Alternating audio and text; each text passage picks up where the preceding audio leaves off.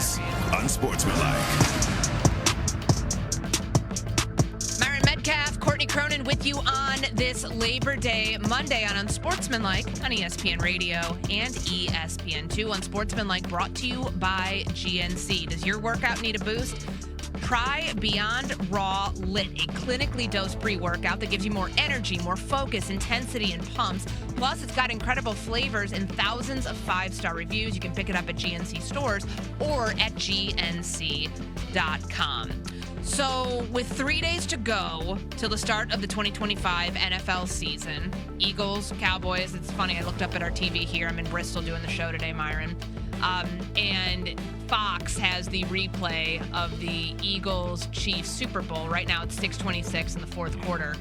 40-6. Like, I didn't remember the score being that bad in the fourth quarter. I knew it was awful, but I thought they scored a touchdown by this point, another touchdown by this point in the fourth quarter. But that is the team that the Philadelphia Eagles are trying to field as they get ready for week one. No need to talk about that anymore. I'm so sorry, James. No, we should talk about it, James. Yeah. No, we're good.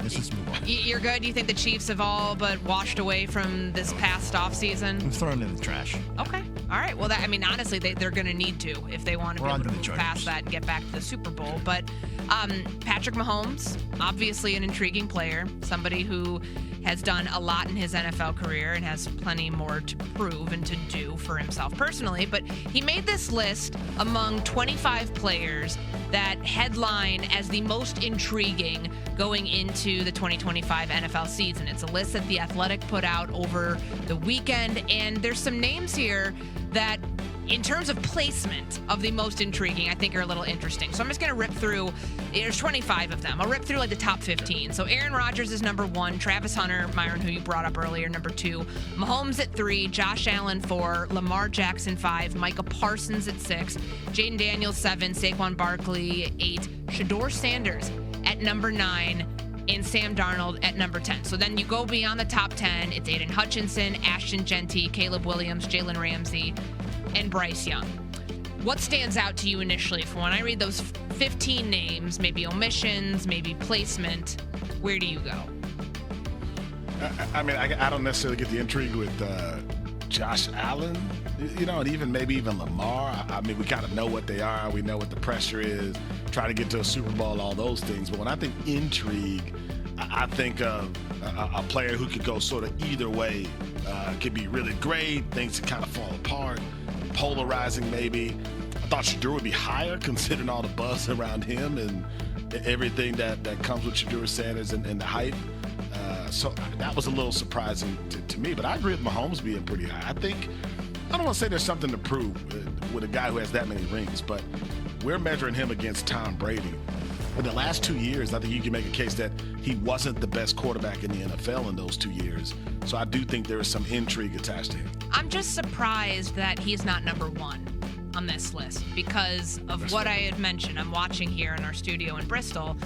Kansas City got dominated in the Super Bowl last year. It wasn't anywhere close to being a good game by any stretch for KC. But for Mahomes and all of the rhetoric around the Chiefs this offseason, have they fallen off? Are they going to win the AFC again? Are they going to get back to the Super Bowl? I would think you'd put him at the top of the list for this very reason.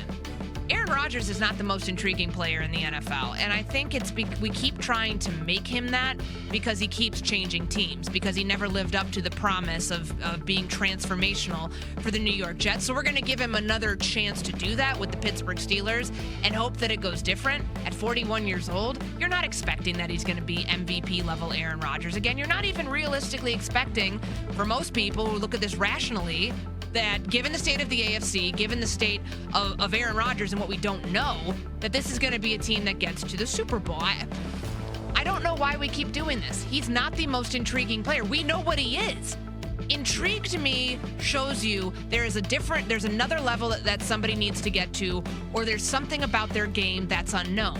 When you know everything about a player, that's not intriguing. That's a fact. That is, I expect this to happen. I expect Aaron Rodgers to be a good quarterback for the Pittsburgh Steelers. I expect it to look the best that it's looked since Ben Roethlisberger retired, because frankly, it can't get any worse.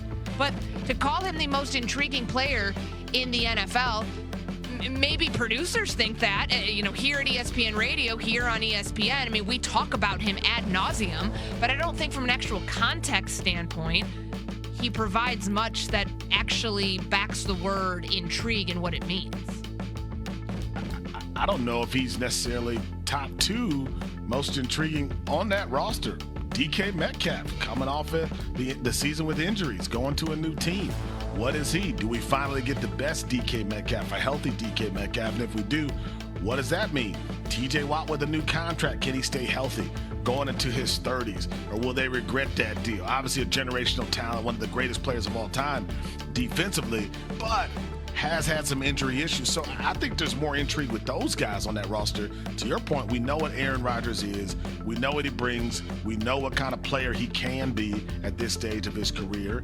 And I just don't see a lot of intrigue there. But certainly a number of other quarterbacks on that list should be higher than him. Nuno, our producer, is deleting names off this list on my screen here in real time. Are you doing that because that's like you're narrowing the list of the people who should actually be there? Yes, because what are you doing there? Like Jared, Javonte's not here. Everyone knows Javonte's a Lions fan, but Jared Goff, is he intriguing? Like, no intrigue there. Aiden Hutchinson intriguing? Like, no, I love Hutchinson is a little bit. I love Malik Neighbors. He's great. He's outstanding, but he's not intriguing because he'll be intriguing once they move off of Russell Wilson and play and start Jackson Dart and seeing that. But like, let's talk about Kyler Murray and I think the huge year that like he's a quarterback that could potentially be on the move at the end of this year if it doesn't work well, right? Like that Bryce Young and what happens there. He could earn a contract extension after we all thought he was done in the NFL. Like that's intriguing to me. And somebody else that falls right in that mix, Caleb Williams. Yeah. Is he good? That's what the Bears are trying to figure out. Like, we know he's good. Can he be good enough for this team in this offense to get the Bears their first playoff win at some point, whether it's this year, whether it's next year? I don't know. Their first playoff win since 2010. Is he going to be a franchise quarterback? To me, the level of intrigue around the quarterback situation in a place like Chicago that has not had a franchise quarterback in 80 years makes him rise. I would have put him top 3. I would have probably had Patrick Mahomes at number 1. Travis Hunter, I think, is perfect at number 2 because he's such a unicorn, and I want to see, can they do what they've said they're going to do and use him on both sides of the ball? How much will it be snap-wise each game? How effective will he be? I understand, that's a question that will take a whole season to figure out. But then for me, Caleb Williams is number 3 because he's the number 1 overall pick from 2 years ago. They brought in a brand new staff. They brought in players and on the offensive line, to his weapons, to everybody else around him to make it work.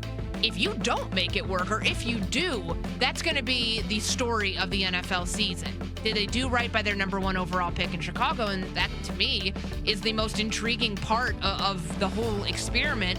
Did they actually get it right at QB? Like, Courtney, I'm rethinking this. After what you said, I've just been looking at the list. Doesn't Caleb Williams have to be number 1?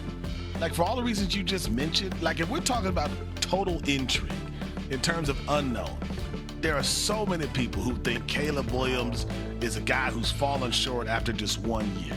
You bring in Ben Johnson, the quarterback guru. What does this mean? You put more weapons around him.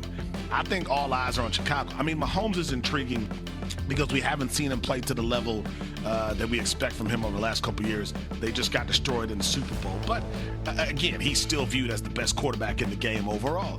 Travis Hunter's intriguing in terms of what he can handle. Like, what kind of workload can he deal with? But the talent, there's not intrigue there. We know how good he is. We know that he can play at this level on both sides of the ball. With Caleb Williams, there are still so many unknowns, and he's so polarizing that I think there's a strong case that he could be number 1 on this list for sure.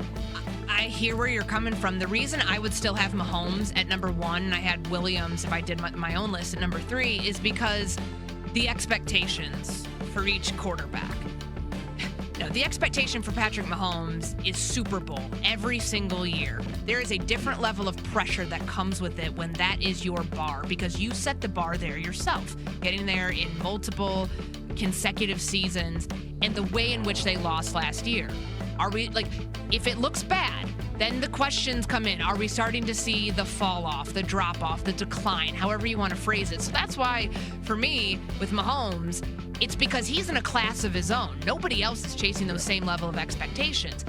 Caleb has to get his team to a winning record first and foremost. Like, you got to crawl before you walk, which is why I would have him a little lower than that, but still top 3 because we don't know what he is. Like, and he's supposed to be a transformational quarterback. Shedeur Sanders on that list at number 9 is fighting for the number 3 quarterback job right now. That's not intriguing. The only thing intriguing about him is the buzz that his own fans have created for him. Nothing that has any actual intrigue from a football perspective as of right now, given where he is in the pecking order of that quarterback battle. But we'll get back into this. I'm going to open up the phones a little later on. 888-SAY-ESPN, 888-729-3776. Go on, call it now. Get on hold. Who is the most intriguing player for you ahead of the 2025 NFL season? We're going to get into that. Plus, I'm taking over. I'm over it today. I am very excited about this. I've got a lot of personal gripes I need to take out with all of you on the radio airwaves. But first, Myron's going to tell you about this from Midas.